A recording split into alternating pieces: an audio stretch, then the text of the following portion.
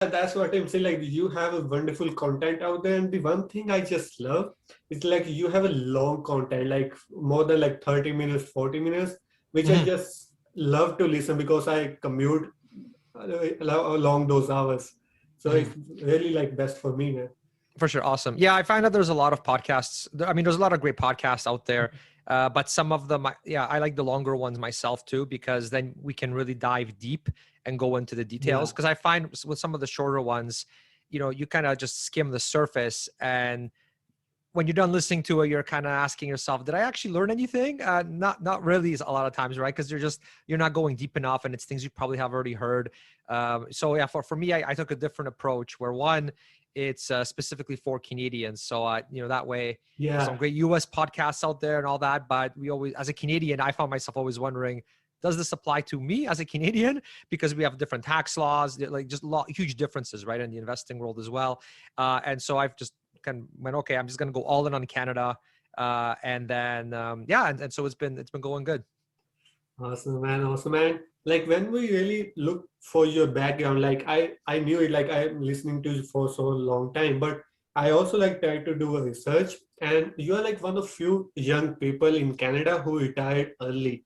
Mm-hmm. You like retired from your primary job, and then you started doing which you love to do, and also making money of that. Like, could you please like share your journey of childhood, like how that happened, Sure. how you just decided to retire early, man? Yeah. Yeah. So it wasn't something that I aimed for right from the beginning. But so yeah, just to give you background. So I'm actually from Poland originally. I was born there.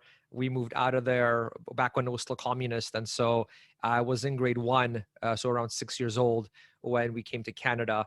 And so that's kind of the going way, way, way back. But yeah, but then in terms of the wanting to retire early or at least be financially independent early, yeah, that kind of came because I was the jobs I had, they were fine, but I always sort of wanted to work for myself, wanted to not be reliant on an employer, and so when I found out that, I mean, there's other people that have pulled this off as well, especially in the US. When I found out that it's actually possible, it just blew my mind. Like, what do you mean you don't have to work until 65? That's amazing. And so I sort of went down this rabbit hole of learning everything that I possibly could about that. And then I had the podcast as well, where I could interview basically the sort of the best financial experts I could find Mm, across Canada and in the US, just to learn best practices, right? Because nobody has all the answers. Everybody's got different experiences. And so that was one of the things I started doing in the podcast, is just interviewing a lot of different people and learning, okay, if 20 people are telling me that this is a something is a best practice, okay, I should probably, yeah, follow that. make a higher on my priority list and really do that. Right. And so